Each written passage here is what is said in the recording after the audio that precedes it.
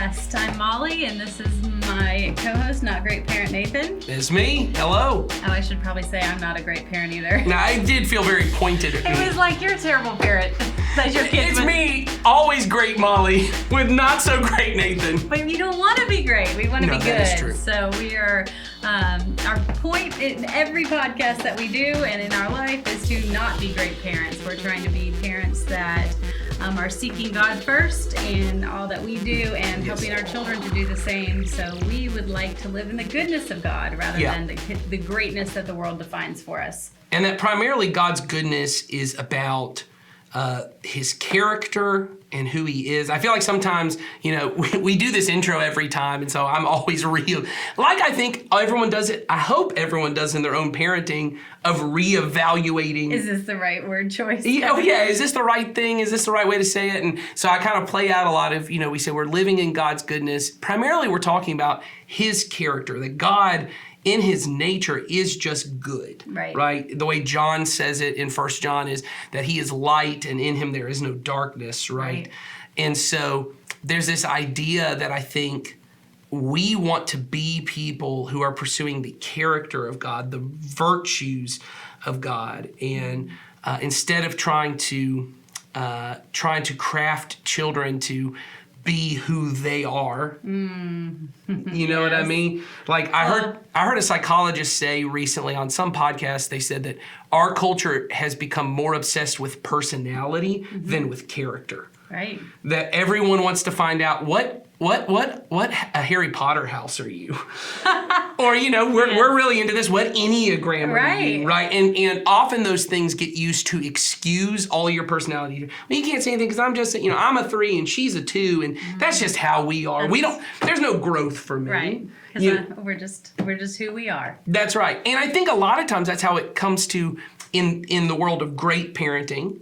I think there are some great parents that, like we talked about in previous episodes, they have a mold for their kids and they're like... Oh, yes. My mom used to call it when my kids were little designer baby. Designer baby. That's good. And so when something happened in my life and it changed the way that I viewed my designer baby, she came over and said, well, you're just going to have to let go of designer baby. That's good. And it was great advice. Yes. That didn't feel good in the moment. It did not feel good in the moment because I was all ready to have the child that I had imagined and exactly how it was. I had his whole life planned out. Yes. And then life was a little bit different. So, and that's going to be the case for every one of us. Oh, yes. So there's that category. And then there's what I call it modern Disney parenting, which is every modern Disney movie is like, Mom, I'm not like you. Dad, I'm Moana. Yes. I got to find my own life. I'm my own way. I got to steer my own path and and we think the virtue of it all, right? That we were just watching Encanto the other day. That's like the whole idea behind it is like, I'm unique and I'm my own person. And that's very much what the greatness of the world is saying, for sure. Yes, there's this whole thing of like... Everybody's got to have their thing. Yes, every kid needs to have their thing.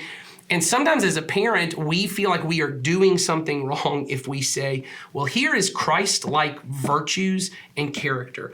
I get you're a very, I'm a 3, so I'm the kind of person who wants to put a really glossy sheen on everything. Yes. I want everything to look nice and perfect. And there's a way in which, well, that's just how Nathan is. That's just Nathan is. But then there also is a virtue to vulnerability and honesty, right? And patience, because I'm a very efficient person. Patience is a virtue. And it doesn't matter what my personality is. There are certain character traits that should embody the goodness of God. And I think that's what we're trying to look at a lot with our kids and with ourselves, honestly, is it's how did God wire this kid in their personality, which I think is helpful, but primarily knowing my kid's personality, or we've both done the temperaments. Oh, yep. You're a yellow, I assume. Oh, yes, they're true.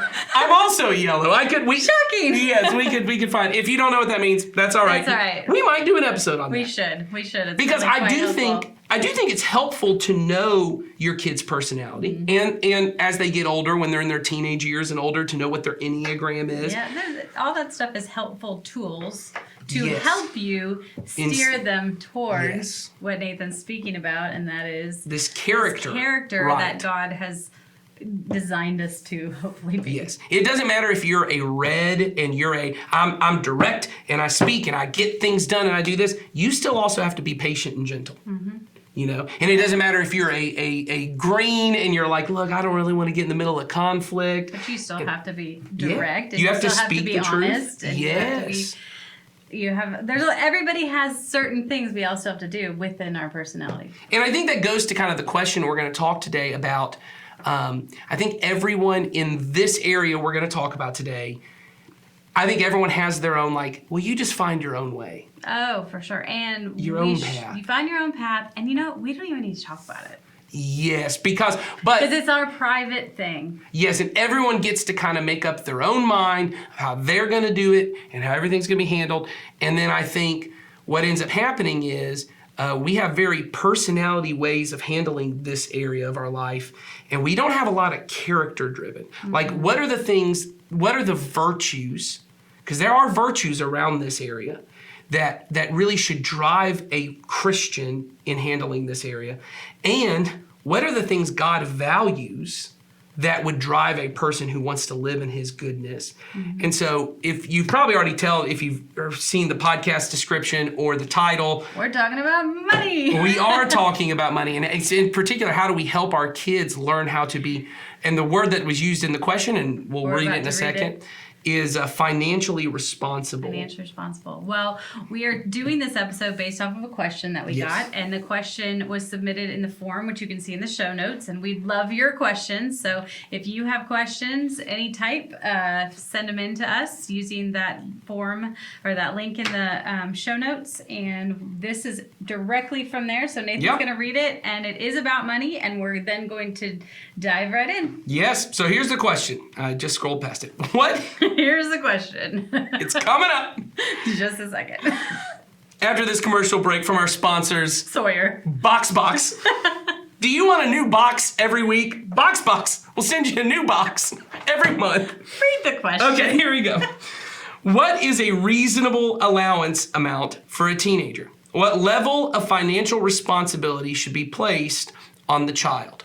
All right, so what's a reasonable allowance amount for a teenager, and what's the amount of financial responsibility that you should put on a child? So for the first part of the question of what's a reasonable allowance amount, my answer is probably somewhere in the range of $5,000 to $10,000 a month. Mm-hmm. I think if you spend $5,000, your kid probably, that's a... If you want happy, great kids. Yeah, $5,000 to $10,000, right. Somewhere in there, that's a pretty good livable wage for a teenager. So, okay, obviously, I don't know how to give you a dollar amount for your teenager because, and I know I just made a big speech about personality driven and those kind of things.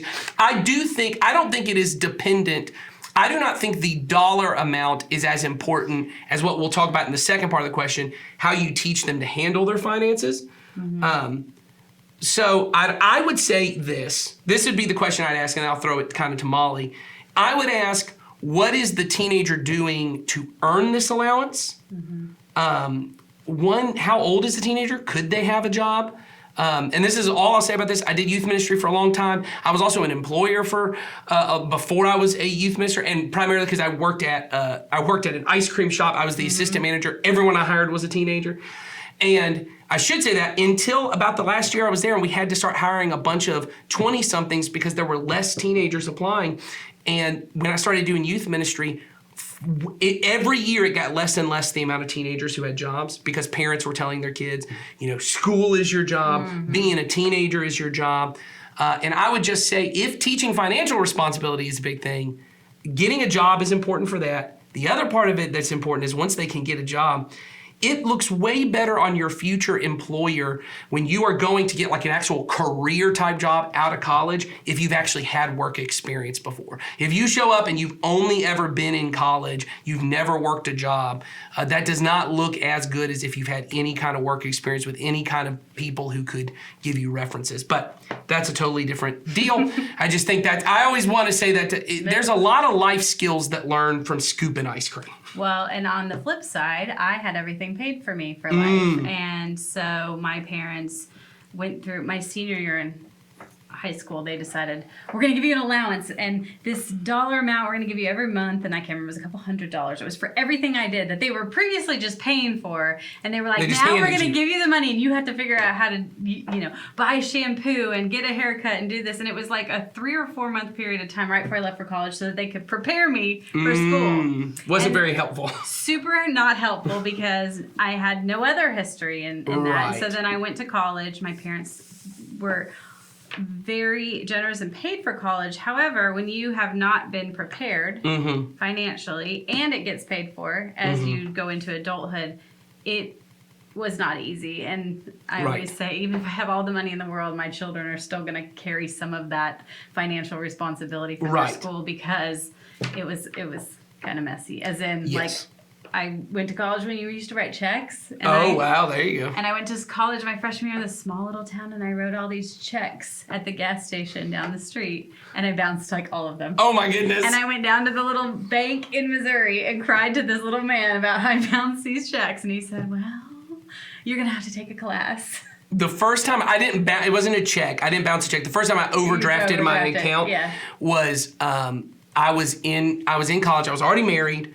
And we were just trying to figure out like the savings account, checking account. You moved some, one to the other. And it was a little confusing to me at the time. I was young, and I'm trying to figure it out. I had gone to the gas station to get $3 of gas for the lawnmower. Spender. Yeah. And so I went to like fill up the lawnmower thing, and I just didn't know. I guess something, I can't remember. I guess some like utility payment had gone through and like gas really down. I had like $2 in. So I paid for $3 in gas. The overdraft fee was like $35. I was like, this was $38 of gas.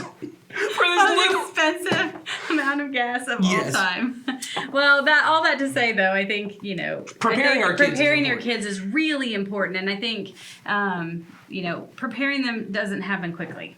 So. No, I think you need to start. And so I would say, here's what I'd say is if you're a teenager, I don't know. I mean, if you're a teenager, giving allowance. Well, if you're a teenager and you're listening with us that's today, right. Good for you. Good for you. But here's what I'd say is if you have a teenager and this is the first time you're giving an allowance, then I would really try to, I would set an amount that makes sense for the wants that they have in their life, like what they would actually use it for, okay? So I'll just talk about my family for a moment because that's the only way I can know, and I don't mind telling the dollar amounts for it so you can judge me on either side of the amounts we give. But each of my daughters, I have a 6-year-old, about to be 7-year-old, so I think at the point of this episode, she might already be 7, but so a 7-year-old, 8-year-old, 9-year-old, and 11-year-old. And the 7 and 8-year-old get $10 a month, and that is because they do all kinds of chores. They do chores every day. They get up every morning. They make their own breakfast. They put away any dishes that are still in the sink. They do a lot of kind of help with that. They have to bring their own laundry down every single day, and they fold their own laundry because we have 6 people in our house, so there's a load of laundry being done every day. Yes. At least. And so our girls they fold their own laundry, they separate their own laundry, they do all their own stuff with that. On top of that, my wife has every day after lunch. Now this is different because we are, like I said, we're homeschooled, so they're home at lunch every day. After lunch is done, there's a chore chart on the wall that they have little magnets that they put next to, and it rotates every week, what job you would have or whatever. And every day they have one they do. And so we've said that's about $10 a month, and it's not really specific to the jobs, right? Because I don't want to be ticky-tacky with my kids. I don't want to be like, that job is a 25-cent job, and that job's and maybe that's worth it to you. It just felt like to me to teach my kid part of being in a family is you help. Right. We help each other, right? Yeah.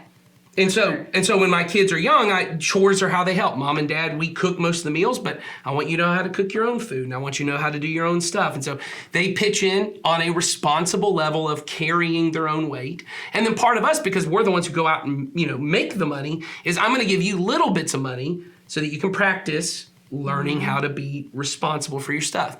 So we provide all of the needs for our kids, right? So groceries.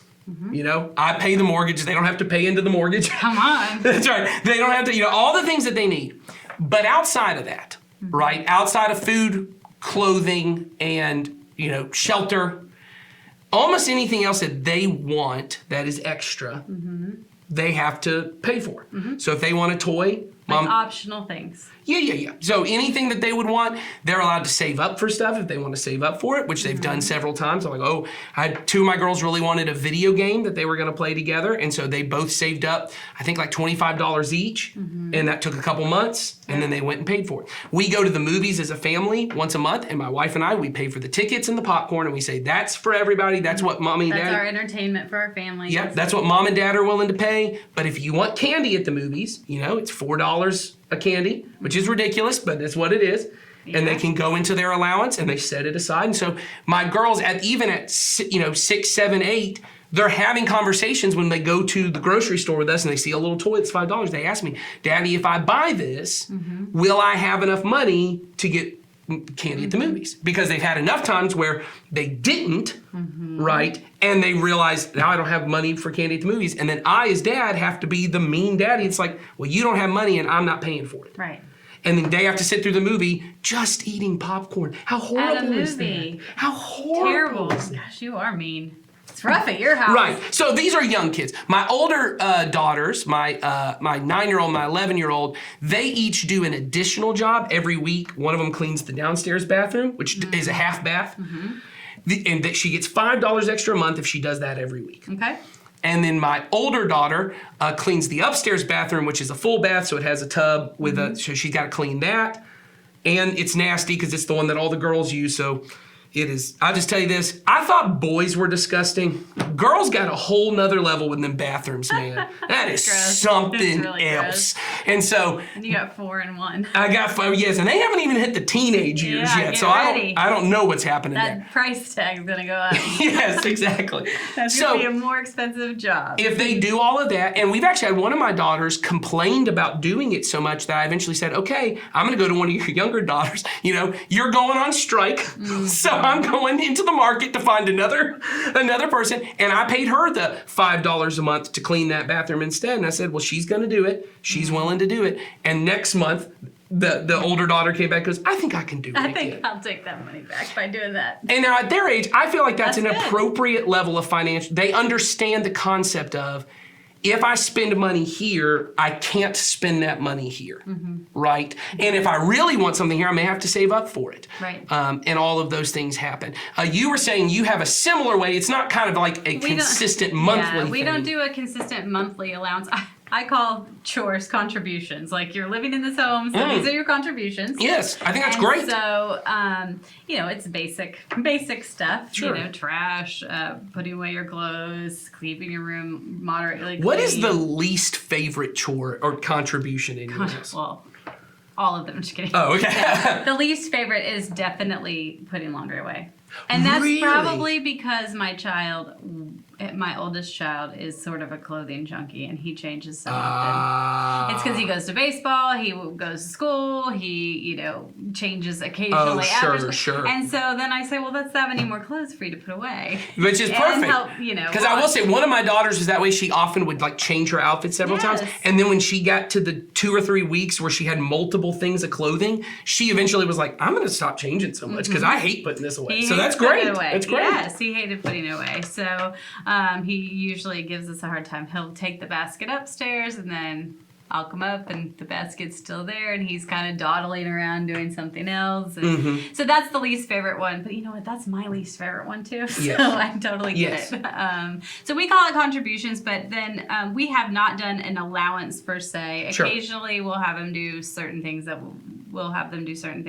will give. Well, I'm sure during the summer has more opportunities. And then we have a neighbor who he takes care. My mom and the neighbor, when they're out of town, which they both travel regularly, he does the mail and trash and all that kind of stuff for him. So he does get some money from that. So we same thing. We allow him to save up for certain things that he wants. Our child does get plenty of wants taken care of, but there are things that we say we're not going to be purchasing that. Or sure, you're making the decision. This is not enough. Yes, this money doesn't have to burn a hole in your pocket. You can save it for a few months, and you can, get what you want next. So, he wants shoes all the time. So and my child's bought more pairs of shoes for himself than most, I think, at his age. But that's okay. I don't know. My oldest daughter is that way. It just, she buys all kinds of little clothing that she sets her money aside for, and I'm like, I would have never spent money on that, but she loves it, and I'm proud of her, and I love watching her get to kind of parade around in it because she's very proud of that I bought this for myself. Yes. So and I think it is fun to see them, set their mind on a goal, keep, work toward it, be responsible about the money part. But we haven't talked about this yet, but God has a plan for how we're supposed to spend our money. That's right. And so part of whether our children are getting it through an allowance or through doing other things, we really should be teaching them how to spend that money. And God really wants us to save, to spend, and to give. Yeah. And so we have to help our kids do that. Yeah. And so when my kids were really little, they had 3 piggy banks. That's great. One of each. And we had little zipper bags. They all got a bag so they could see the money. Visually represented. Some visual representation of the 3. I will say at one point I walked into Henry's room and the give one had all pennies in it. And the other one, the save had coins in it, and the spend had all the dollar bills in it. That's so funny. So he was finagling it himself. But giving them a visual young is important, I think. Yeah, and I think there's a benefit to this. Is what we did with our girls, because we had the same thing. If you don't know, our church kind of has always taught as just a model. It's not like a hard and fast. Yes, that this is exactly the way, but that there's a biblical model around this idea called the tithe, which is 10%, the first 10% you make. It's not meant that God's like, I only want 10% of your money, or that you just stay 10%, or if somehow you're in a season of life right now that 10% is just really difficult, or you've never given before and you can't, you feel really guilty. It's not some have to. It's this biblical model of God goes, I want you to set the first part of what you make aside. And so we would take our kids, and when they started and they would get $10, I would get 10 ones, right? And we do what's called 10-10-80. You save 10, give 10%, save 10%, live on the rest. So I would give them the $10, and I'd say the first thing we do, and we made it almost ritualistic, where I would hand it to them, and I'd say, first thing you do is God's the one who gave you life, He gave you everything, He gave you this family, who has given you this money, so what's the first thing we do? And they said, we give $1 back to God. I go, great. And then I go, and God wants you to be just aware of the fact that you need to be wise in what's coming in the future, so let's save a little bit. And then they'll give us $1, and I go, now this other 8 is for you to live on, right? And that's where they go, okay, I can use 4 of this for candy at the movies, and we can go to Five Below, and I can spend $4 at the other part, right? And so having a little ritual behind it where it becomes this thing where they can see, hey, God cares about how I spend my money, right? Like we've even said, my family has a specific way that we handle money. Your family has a specific way we do. And so that's kind of the personality part, that we all have our own personality, our own family. But one of God's values is this idea of generosity and giving back to God. So one, that money doesn't get wrapped around my heart. Right? Jesus says that one of the chief competitions for our devotion to God is going to be money. He says no one can serve 2 masters, right? You'll either hate one, right, and despise, or love one and despise the other, be devoted to one and hate the other one. He says you can't serve both God and money. And it's very true. Yes, and I think we often miss this sometimes. So here's what I would say a lot about, we've kind of given you how we handle allowance. I get with teenagers, that dollar amount probably increases, but what I would hope is maybe the effort they're putting into it is, right? And your teenager can maybe understand more incentivized things like, hey, go cut the grass. Right. That's $10, or whatever you decide it is, right? That's that. Hey, go wash the car. That's $5. Hey, go, because my brother is going out of town, and he asks my daughter to feed their cats. And we said, okay, well, I'll drive you there, but you're the one who has to go inside and scoop out the poop and do all the gross part. You have to do all of that. But if you do that, then you will be. Then you can have the money. That's your money, and you can do that. So I would encourage you, if it's a young teenager, if you mean like 12, 13, 14, 15, not old enough quite to get a job yet, and you're going to do allowance, I would encourage you to try and make it something that costs them a little bit to get it. So there's a little bit of weight to it. And then that you handle those things. And I think, once you're giving them that money, you have those conversations still, Yes. even older, right? What are we giving? What are we saving? What are we spending? Because I think it's really easy to hand kids money and them just not think about it, and they can't get to the store. Absolutely. Right? And so that's the personality part, is how you handle it. What's the unique dollar amount you choose? I think you talk about those kind of things. Once again, I would try and think of it in terms of what are wants. I'm going to handle the needs, right? Maybe you don't. Maybe you decide, you should handle the needs as far as food and shelter. But I mean, you may decide, I'll handle their baseball. They're going to be on a travel baseball team. They have to pay in so much money a year to do that.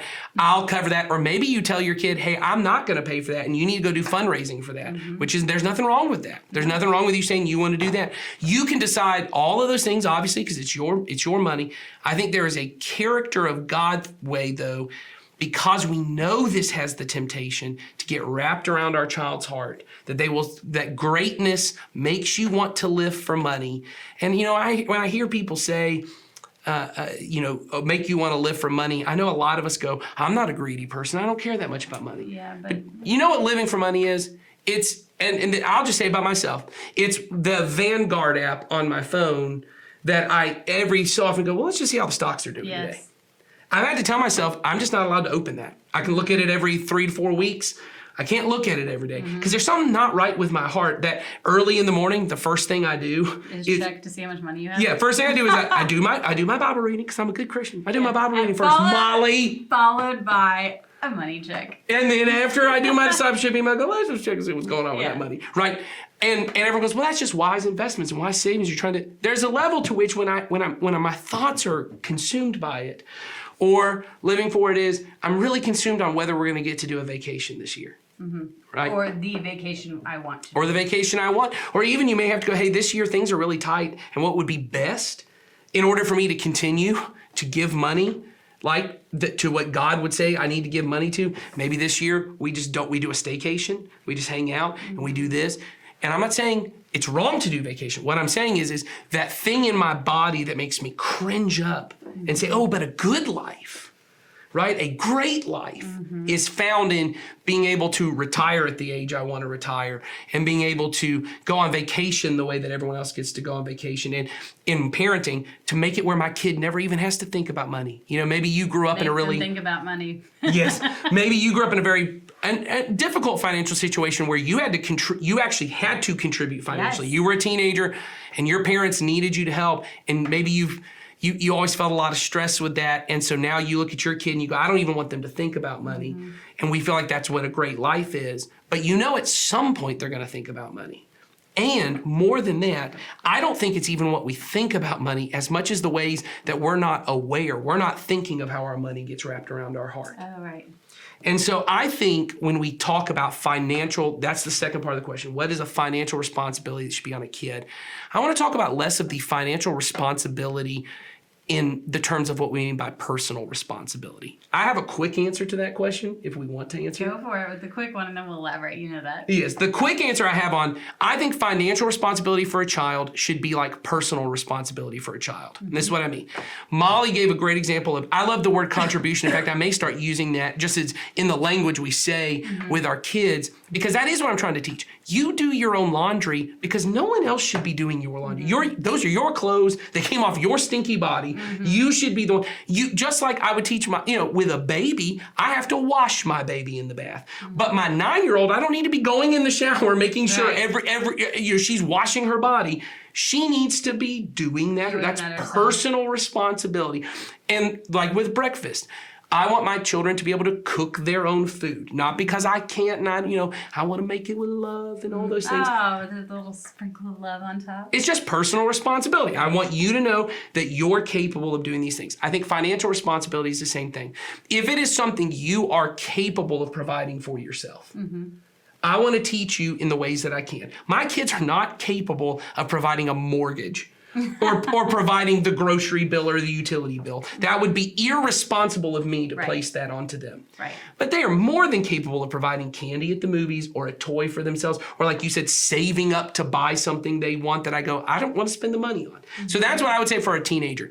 I think it's perfectly acceptable if you say, I'm not paying for your cell I was phone. going to say cell phone, paying for cell phone, paying for certain Gas in their car if they're... entertainment costs. Yeah, you want to go out with your friends? I'm not giving you $20 to go to Ashley Park. You're going to have to figure out what you're going to do. I think all of that is appropriate. And you, once again, it could come from an allowance, but then I would try and make sure, are they taking responsibility to earn the allowance? Right. Now that's a training ground. You're training them Yes. to, because ultimately that's what you're going to do in a job. You're Yes. going to work in a job, and you're going to have to do it at a certain level to be able to continue to be employed, and Yes. that's how you live. And then from that money that that you get in a job, then you do the 10-10-20. 10-10-80. Whatever. Where's that other 60% going? Whatever. But yes, exactly. 10-10-80. You do that. Math is not my thing. So I think that is a good baseline. I think we've given of, have them pay for wants, not needs, have them take personal financial responsibility. No matter what the dollar amount is, it's important to train them. Right. When we talk about financial responsibility, though, so I think we've answered the question, and now it's my turn to say the thing I need to say to you. Say the thing you need to say. I think the one thing that's not as part of this question that a lot of parents don't think of is not what is my responsibility to train my child, which that's a good part of the question. I can hear that in the question. I want to train my child. Or what is the responsibility the child has, for themselves or those kind of things. What is mine and my child's financial responsibility to God? Is it 10%? Is it my only responsibility to God that he gets less than I tip a waitress? Is that the only financial responsibility I have, is just to teach them the 10-10-80? And I'm saying this, I teach 10-10-80 to my kids. I think it's a great way just to get them thinking about it. But is there more that my kid has a financial responsibility? And so when I think about the biblical view of the way God talks about money, which I think money is, if not the number one, somewhere. Sometimes I wonder if money is the number one, greed is the number one sin in our country, or if busyness is, or if busyness feeds into greed. Go with greed. It's all the same. So I think greed's a big one, and it's the one is feeding into greed. It's the one that none of us think we have. I've started kind of making the joke with some friends that, whenever you say, people, you start talking about money in church, everyone goes, hey, God didn't say money was evil. God said the love of money is evil. And money is not evil. It's the love of money. And I don't love money. Now, I'm defending money to you right now as if I did love money. And I don't want you to think money's evil. I don't love the money. I just want you to know money's not evil. You don't know money like I know money. If you knew money like I do, you know money's a great guy. Money's a good guy. I'm not defending it, though. I'm not defending it, right? Yeah. And so I'm making a joke. That is true. The Bible says it's the love of money that is the root of all evil, right? The analogy I often use with people is from my perception of it. Okay. The biblical view of money is that it is like bleach and ammonia. Oh, okay. Right? It's pretty useful. Yeah. Right? Pretty potent. Pretty potent. It's really powerful. Can do a lot of good things. Right. There have been a lot of times in my life that I go, I need some bleach over here and I need some ammonia over here and I got to do some stuff. But if I spend my whole life going, I need stockpiles of bleach and ammonia. Then we would wonder what. And I'm going to hold on to them as long as I can. I'm going to walk around with bleach and ammonia. You might be like, okay, but isn't that a little dangerous? Right. Isn't it a little dangerous to just hold on to that as long as you can and assume that your hands are the safest hands and that you're the one who has the best idea of how to handle this thing? Sure is. Wouldn't it at some point you say to somebody, hey, maybe you need to put that bleach and ammonia down unless you need to use it? Mm-hmm. And I think so I would say a big part of our responsibility to our children, right? You look at the writings of James. James is very, and I mean this in the proper context, is very damning about his conversation toward wealthy people. I mean, he talks at one point about it's your stockpiles of stuff, the corrosion of your jewelry, and the way the moths have eaten away at all of your stockpiles of clothes. He goes, those will be the testimony that will be given against you in the final days. And you're like, dang, that's pretty tough. Harsh, man. All those storage units you have. Well, listen. I read something the other day that said everybody has 100,000 items in their home. My goodness. That's the average. So let's not even talk about the storage unit. 100,000 items in the average home. Right. Not even hoarders. Like, that's factoring in, but like all of us have that. Right. And so you look at these things and you go, Jesus speaks about it almost more than, everyone has a different definition of it, of how they specifically say it. I don't know, did he speak about it more than anything other than the kingdom of God? It's hard to really weigh it out, but here's what we know. Topic, more than any other single topic, he talked about it a lot. Right. Because he knew it would impact our character. And I'm really thankful for the person who sent this question, because the other podcasts we've done that I do with Ed and Jason, we've had very little, if any. I can't think of a specific question we've had about money. Oh, good. And Jesus talked about it more than anything else. And we, on that one, don't get to talk about it a lot because no one's asking questions. Right. Right? And whenever we talk about it at church, people are like, oh, how many weeks are they doing on this? It's a sermon series through the whole summer. Yeah, that's right. I'm just going to vacation. We're just talking about money, and I think people feel that way. And I would just say that one of the responsibilities we have to our children is, how does God view money, and teach that to our kids. Yeah. And the way I teach it to my kids is, as we've said here all the time, it's the way I live it out. Yep. And if my kids...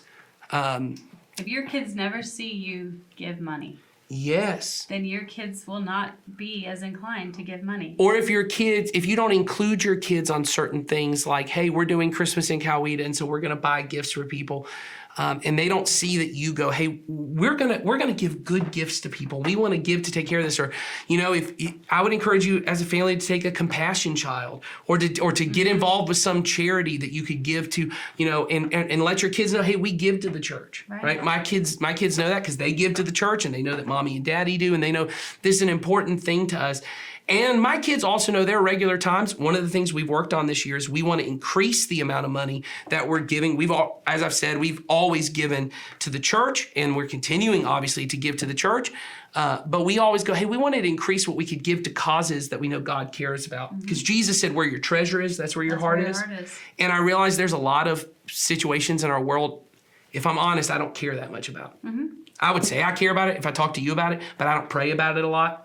I don't think about it a lot. Suffering Christians around the world. And if you're not giving to it, then your heart really probably. So what we decided to do was we would start as a family cutting back on things. We're gonna go to the movie. We love going to the movies, and it's summer blockbuster season. This is the first time I did not get to go see Fast X in the movie theaters. Do you know what this is doing to my soul? Ruining it. The corrosion, right? Oh, Which, by the way, that movie 1000% should have been titled "Fasten Your Seatbelts." 100% what that movie should have been called, but I didn't get to see Fasten Your Seatbelts. No, or the other one.